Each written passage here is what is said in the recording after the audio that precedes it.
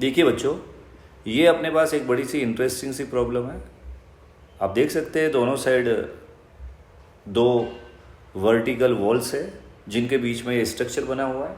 Pulley और block and spring का एक अच्छा सा सिस्टम है। इस क्वेश्चन में ये पूछा गया है कि अगर एफ फोर्स जो दिखाया गया है उस डायरेक्शन में अप्लाई किया जाए तो स्प्रिंग में मैक्सिमम डिफॉर्मेशन कितना होगा। अब एक्चुअली यहाँ एक्सटर्नल फोर्स एक्ट कर रहा है और फोर्स कितना होगा वो आप देख लें एक बार, फिर आगे की बात करेंगे। ये एफ है तो डेफिनेटली ये वाला भी एफ है, ये वाला भी एफ होगा, और ये वाला एफ है यानी ये 2f होगा। ये एफ है, ये एफ है, और अल्टीमेटली ये वाला भी एफ होगा अल्टीमेटली। तो ब्लॉक और ये 2f है, ये अगेन 2f है, ये अगेन 2f है। यानी कि अल्टीमेटली मेरा जो क्वेश्चन है, थोड़ा सा हम छोटा कर देते हैं इस क्वेश्चन को।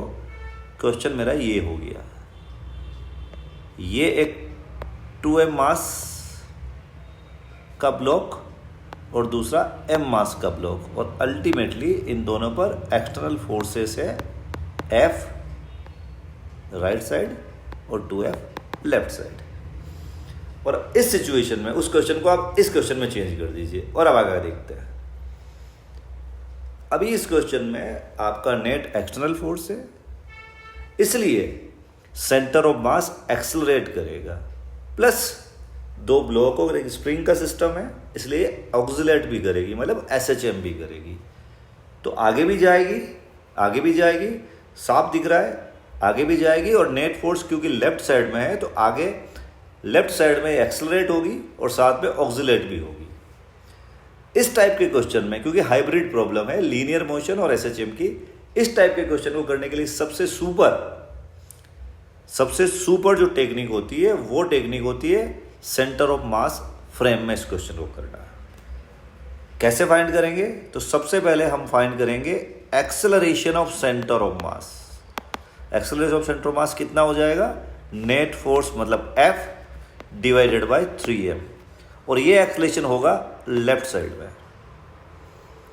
अब अगर हम लोग सेंटर ऑफ मास फ्रेम की बात करें, यानी कि वो फ्रेम जो F/3m एक्सेलरेशन से चल रही है लेफ्ट साइड में, तो उस फ्रेम में बात करें तो दोनों ही ब्लॉक पर गिवन फोर्सेस के अलावा, गिवन फोर्सेस आपके ये हो जाएंगे 2f और f, और ये गिवन फोर्सेस के अलावा इसके ऊपर स्यूडो फोर्सेस भी एक्ट करेंगे।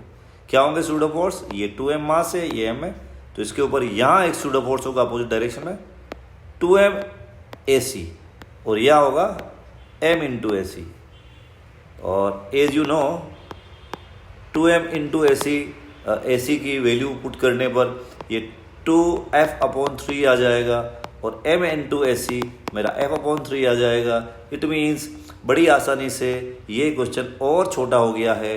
ये 2m हो गया,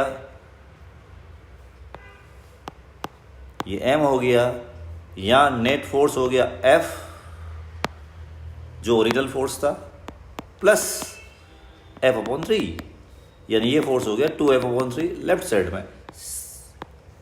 और राइट हैंड साइड में कितना हो गया? राइट हैंड साइड में हो गया 2f थाई, और लेफ्ट हैंड साइड में इस ब्लॉक पे लग रहा है 2f/3। तो अल्टीमेटली इन दोनों का रिजल्ट आ गया इक्वल टू करके, ये भी हो जाएगा आपका वन मिस्टेक, ये आपका 4f/3 होगा और ये भी 4f/3 होगा। तो हम क्वेश्चन को और थोड़ा मॉडिफाई कर लेते हैं यहाँ, और अल्टीमेटली अब हम ये कह रहे हैं कि दोनों के ऊपर इक्वल और अपोजिट फोर्स लग रहे हैं सेंटर ऑफ मास की फ्रेम में। This is 4f/3 and this is also 4f/3।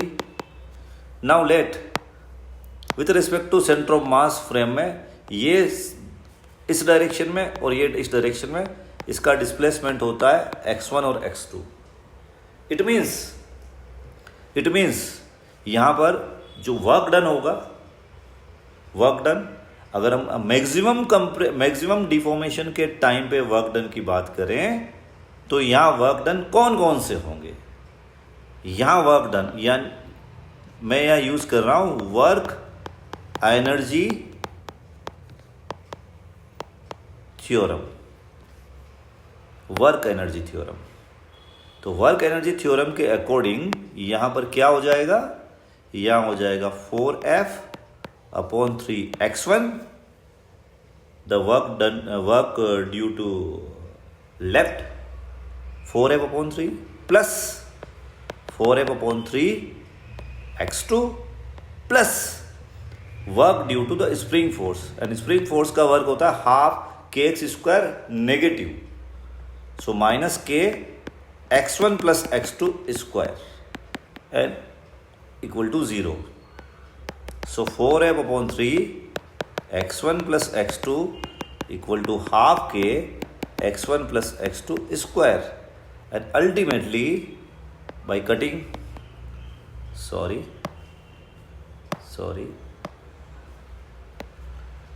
x1 plus x2 equal to 8F/3k, and x1 plus x2 क्या है यहाँ पर, यहाँ x1 plus x2 है मैक्सिमम डिफॉर्मेशन, x1 लेफ्ट में है और x2 राइट में है ना। और वर्क एनर्जी थ्योरम में अपने एक्सट्रीम मैक्सिमम डिफॉर्मेशन निकाला है, तो मैक्सिमम डिफॉर्मेशन के टाइम पर सेंटर ऑफ मास के फ्रेम में कोई काइनेटिक एनर्जी नहीं होगी, इसलिए वर्क एनर्जी थ्योरम से net work done equal to change in kinetic energy में, काइनेटिक एनर्जी में चेंज हमने 0 लिया, तो अल्टीमेटली ये आ गया x नेट यानी नेट डिफॉर्मेशन विच इज